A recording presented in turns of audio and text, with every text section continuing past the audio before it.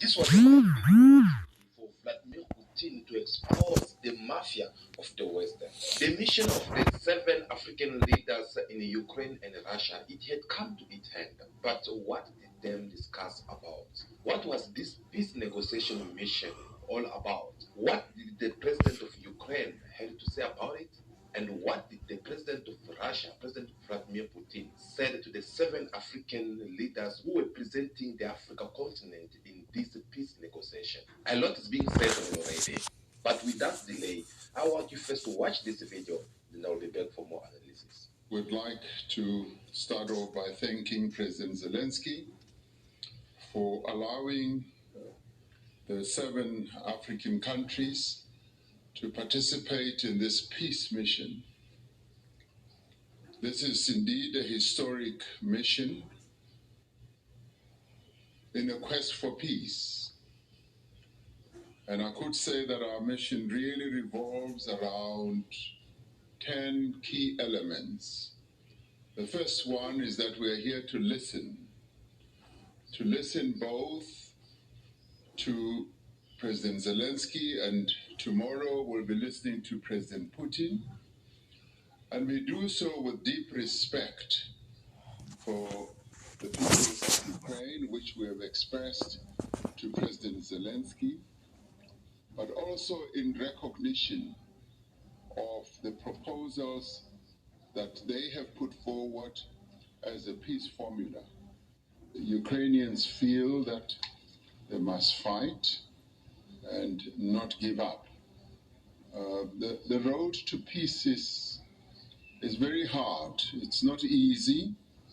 And even Nelson Mandela, when he wrote his book, Long Road to Freedom, he also knew that it was not easy.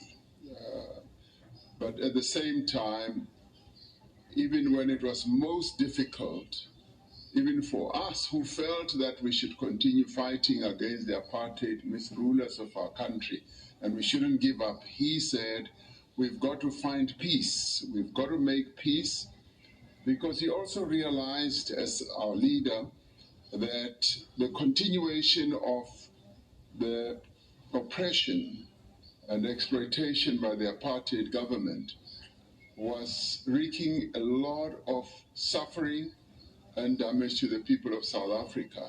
And that's why he said, let us make peace, knowing that peacemaking is not easy. It is very, very difficult. And I say this not out of disrespect for the people of Ukraine. I do believe that they have a deep sense of feeling, and today we even told President Zelensky that we not only recognize their viewpoint, but we also respect how they feel about the war that's going on. But we also said there is a need to bring this conflict to an end sooner rather than later, because all conflicts do in the end have to come to an end. And the best way is to bring a conflict to an end before everything is lost. And this is the message that we've put forward. And we're also here to share the African perspective, because we have a perspective. Many countries in Africa have had conflicts which have been resolved under very difficult and different circumstances, where people struggled to find peace, but finally knew that peace had to be made and it had to be found, however difficult it is. So without being, minimizing the suffering of the people of Ukraine, we are saying that's the proposal that we're putting on the table. And we rather pleased that President Zelensky has said, yes, let proposals be put on the table so that the march to peace can also have a number of participants.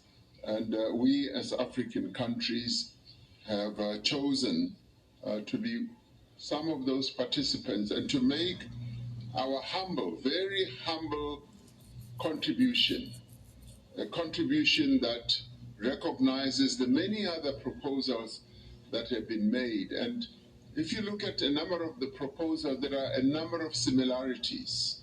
They connect somewhere, and in the end, there can be a foundation for peace, and we hope that through these efforts, we can all join in helping to bring this conflict to an end. Before we get to comment on what President Ramaphosa said, we need to do some catch-up so that we can both be in the same page to get to understand how did we get here? How did even African leaders have to go over there in order for them to go and negotiate peace for these two countries? Well, as you know, for some times now that the whole African continent have distanced themselves from this conflict that is taking place between Russia and Ukraine. Therefore, some of these African countries, they've been receiving serious pressure from the Western. When we're talking about Western, we see U.S.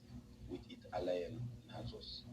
And these people, they've been putting a lot of pressure on African countries because for them, they believe that Africa were nothing. And we still the same Africa that they can get to tell everything on how you have to run your countries, how you have to do your business, who you have to deal with, and who you don't have to be friends with. So African leaders, they were like, it is about time we get also to engage ourselves in a peace negotiation. Let's try to do these things in our own way and see. Because so far, whether we like it or not, the war is still continuing, and yet there's no one who's coming out as a victorious. But whenever they pass on the media, they are talking about how good they are doing on the field. And they're playing the games of blaming one another. So with all this being said, Africa has to position themselves. But before Africa get to position themselves, we have to go and try to negotiate and see who's willing to listen to us and who's willing to start this peace negotiation. That's the reason why Africa continent negotiation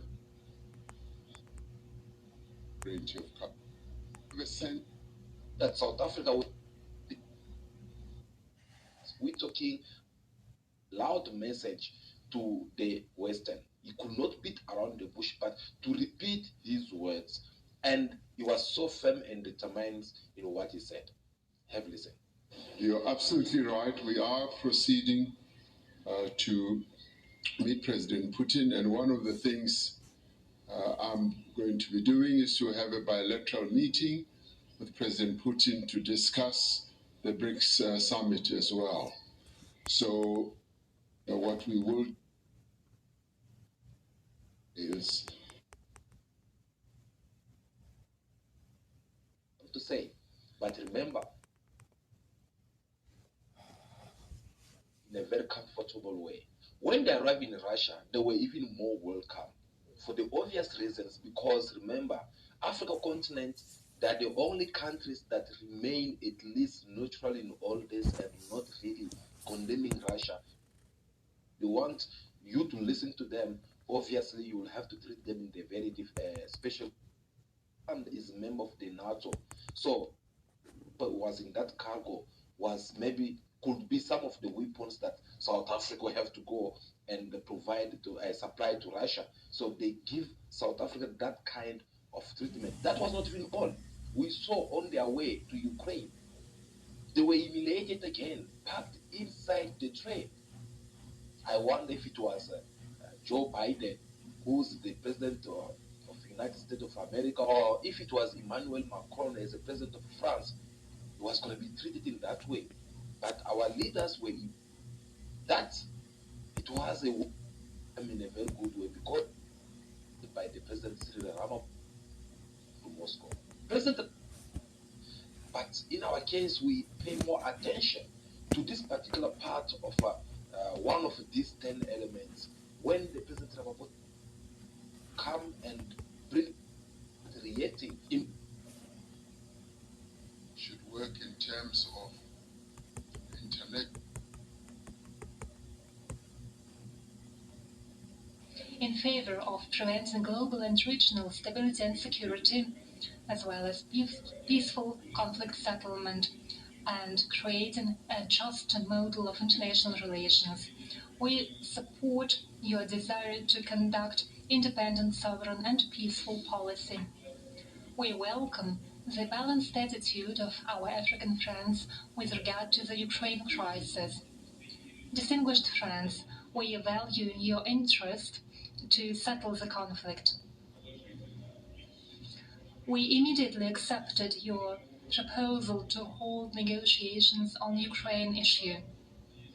I know that you have specific ideas and proposals in this context. Together with President of the Republic of South Africa, we discussed it on multiple occasions, and I'm grateful to him for raising these issues. I would like to stress once again we are open for constructive dialogue with as well as justice. Now that you have listened from both parts, you'll see for yourself that this war, guys, it's not about Ukraine. Putin is willing to stop everything as long the security of his nations will be guaranteed. So in other words, Putin, everything that's happening in Ukraine, it is just a man who's trying to protect himself.